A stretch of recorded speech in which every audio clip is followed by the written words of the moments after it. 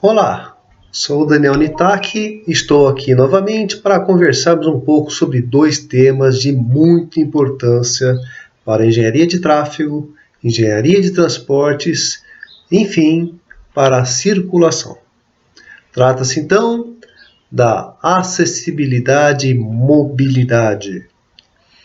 Começo dizendo que a valorização da aplicação por acessibilidade e mobilidade nas edificações e nos transportes dependem inicialmente da conscientização da população. Mas por que eu utilizei a palavra valorização? Porque o desconhecimento ou custos mais elevados estão sendo envolvidos na adequação das edificações e dos equipamentos de serviços disponíveis aos cidadãos. Salienta-se que a falta de cobrança dos órgãos públicos e também dos próprios cidadãos são também responsáveis pela falta de mobilidade e acessibilidade. Não é tão difícil encontrarmos exemplos de adequações que foram executadas para cumprir um protocolo, mas não atendem às reais necessidades.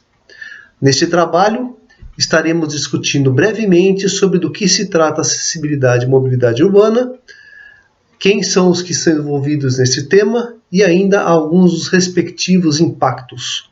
Mas antes disso, roda a vinheta.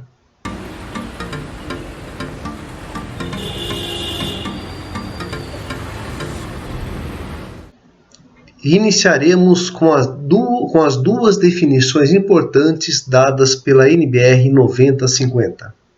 A primeira é a palavra acessível, que são espaços mobiliários, equipamentos urbanos, edificações, transportes, informação e comunicação, inclusive seus sistemas e tecnologias ou elementos que possam ser alcançados, acionado, utilizado e vivenciado por qualquer pessoa. A segunda palavra é a acessibilidade, que é a possibilidade e condição de alcance, percepção e entendimento para utilização com segurança e, olha a palavra, grife essa palavra, autonomia. Continuando, de espaços mobiliários, equipamentos urbanos, edificações, transportes, informação e comunicação, inclusive seus sistemas e tecnologias, bem como outros serviços e instalações abertos ao público, de uso público ou privado de uso coletivo, tanto na zona urbana como na rural, por pessoa com deficiência ou mobilidade reduzida. Uma outra palavra importante para a gente citar, que tem relação com o nosso tema, é a palavra mobilidade. E aí eu pego a definição da Planimob, do material Planimob, que vai estar disponível aí no final aí do nosso material. Mobilidade. A mobilidade urbana é um atributo das cidades. Olha o grifo aí, hein? Relativo ao deslocamento de pessoas e bens no espaço urbano, utilizando para isso veículos, vias e toda infraestrutura urbana.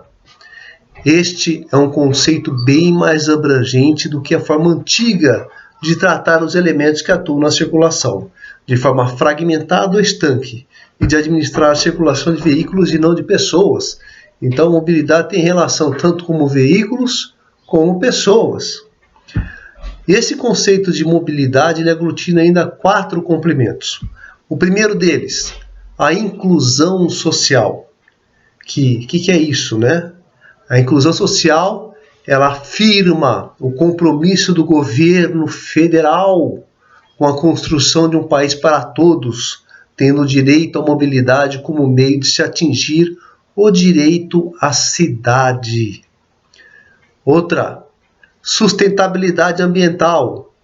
Ela demonstra a preocupação com as gerações futuras e com a qualidade de vida nas cidades. Mais uma, gestão participativa, traduz a busca pela construção da democracia política econômica e também social. E por último, a democratização do espaço urbano. Este se refere ao princípio da equidade no uso do espaço público. Equidade nada mais é do que não haver distinção entre pessoas. Um material bastante importante para que se tenha conhecimento é a Lei 12.587, de 3 de janeiro de 2012, que ela institui as diretrizes da Política Nacional de Mobilidade Urbana. O link dessa lei está presente também na descrição desse material, lá embaixo. Vamos agora então desenvolver a ideia de acessibilidade e mobilidade, né? Com o conceito de mobilidade, pode-se dizer que está mais relacionado às conexões. Vemos nesse exemplo aqui, né, que uma área separada por uma rede ferroviária que impede a construção de viários e conexão entre as regiões separadas. Então, realmente está bem segregado. Necessita, então, de obras de viadutos, ou seja, com custo bem maiores e que dependem também de aprovação daqueles que são os responsáveis pela região. Isso quer dizer o seguinte: quando você envolve áreas com gestões diferentes, no caso, a linha da ferrovia pertencente, por exemplo, à federação, dentro de uma área urbana, então isso você acaba tendo, além de custos mais elevados dessas obras, né, você tem que ter a aprovação, a parceria entre esses dois órgãos, né? Então existe aí um esforço legal, um esforço político para que isso seja de fato implantado, né? E muitas vezes não são consideradas nesses pontos as travessias que deveria ser feita, da forma como deveriam ser feitas, né? Então, para esses casos, são implantadas aí medidas paliativas que não atendem a todos os tipos de deslocamentos, obrigando então contornos, desvios e também acúmulo de veículos e usuários em vias de acesso, naquelas vias que permitem fazer a transposição dessas áreas. Normalmente, até mesmo em função dos bloqueios, as cidades possuem no sistema de transporte público urbano sua rede de itinerários, com a maioria das linhas utilizando o tipo do trajeto radial. Esse é um outro problema que a gente vivencia, sendo que o trajeto radial ou linha radial são aquelas que deslocam de uma determinada região até o centro da cidade. Considerando as pessoas que possuem alguma restrição de mobilidade e têm direito, como todo cidadão, ao trabalho, comércio, lazer, educação, saúde, enfim, ao deslocamento, nos questionamos se o transporte público está preparado para esse público. A gente pode utilizar aqui essa figura, né? Demonstra aqui uma figura. Essa figura é apresentada, então, você percebe pessoa alta, uma representação de uma pessoa baixa, uma magra, uma obesa, outra com um pé engessado, ou seja, uma deficiência temporária, um usuário de cadeira de roda, uma idosa, uma mulher grávida e uma pessoa com deficiência visual. Esses são membros comuns, né? São cidadãos comuns dentro de uma cidade. Então não é tão difícil assim você encontrar esses como usuários do sistema de transporte. A gente consegue enxergar aqui uma passarela que ela cumpre um certo papel de ligar dois espaços, porém ela liga esse espaço apenas para pedestres e pedestres com a possibilidade de mobilidade sem qualquer dificuldade, ou seja, esse pedestre não tem qualquer tipo de restrição, ele consegue transpor a passarela sem problema algum. Porém, se for uma pessoa que é um cadeirante ou uma pessoa que está com um carrinho de bebê ou ainda com carrinho de compras, ou tem uma certa dificuldade em subir degraus, a pergunta é: será que essa passarela está adequada aqui? É claro que a gente consegue chegar à conclusão que não. Então ela permite a mobilidade para pedestres com condições ideais de transpor esses obstáculos. Porém, para aqueles que têm algum tipo de restrição, não tem a mobilidade. Então ela está inacessível para essas pessoas. Então a questão da mobilidade existe, porém ela é restrita. É isso que é bem interessante de salientar. Não é porque eu forneço mobilidade que ela de repente sirva para todos, em qualquer condição. Por exemplo, nesse caso aqui, um veículo não conseguiria também ultrapassar. Uma motocicleta, uma bicicleta não poderia estar ultrapassando aqui. Então são casos assim bem específicos, mas que comuns a serem percebidos nas cidades.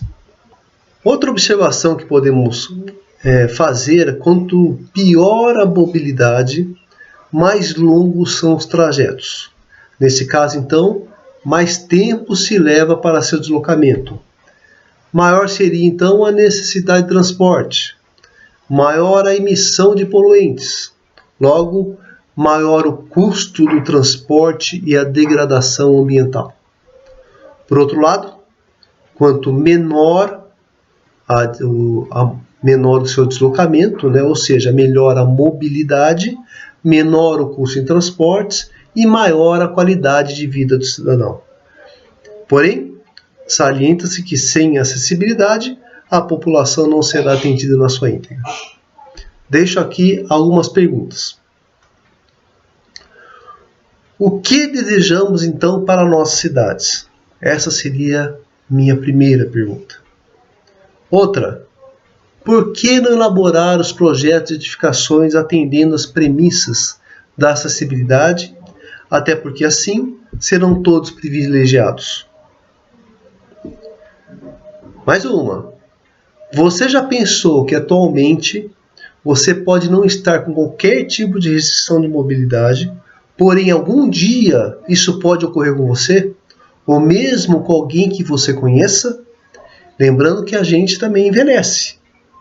Você já lembrou que você envelhece e com o envelhecimento traz algumas impossibilidades, algumas limitações? Mais uma perguntinha. Você se deu conta que o tempo que passa e as limitações começam a aparecer, quer queiramos ou não, e que acessibilidade e mobilidade pode nos dar autonomia para nossos afazeres?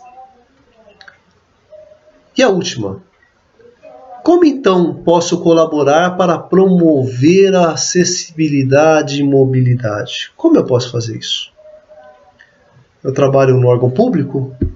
Eu trabalho numa empresa privada de projetos? Então será que eu estou lembrando que eu tenho que promover a acessibilidade, que eu tenho que promover a mobilidade? Se eu por exemplo, sou um cidadão, será que eu não posso lembrar ou até cobrar dos órgãos públicos, cobrar daquelas proprietários das edificações uma melhor acessibilidade, até mesmo dizendo que quando você permite no seu estabelecimento que mais pessoas possam acessá-lo, e no caso inclusive pessoas que têm restrições de mobilidade, melhor pode ser o seu negócio? Ficam aí umas perguntinhas para a gente refletir. Para encerrar, eu sempre que posso recomendo para os arquitetos e engenheiros que façam aí vivências relacionadas às dificuldades das pessoas com deficiência. Nada melhor que estar na pele de uma dessas pessoas para aprender o quanto é difícil o seu deslocamento, a partir da obtenção da informação até a chegada de seu destino. Uma dica que eu dou é conviver com pessoas com deficiência e questioná-las sobre adoções a serem feitas dos projetos. Isso pode ajudar a compreender as dificuldades motoras, visuais, auditivas e mesmo até mentais. Com certeza, além de você estar conhecendo pessoas extraordinárias, estará caminhando para o sucesso do seu projeto. Caso queiram mais informações, mais detalhadas sobre acessibilidade e mobilidade, assim como outros temas relacionados a trânsito e transporte, por favor, escrevam no comentário que estarei me esforçando para apresentar um material didático e reflexivo. Se gostaram do assunto, deem um like e se inscreva no canal. Meu nome é Daniel Nitaki e foi um prazer ter podido compartilhar com você esse assunto que deve ser divulgado o máximo possível na nossa sociedade. Um abraço e até a próxima.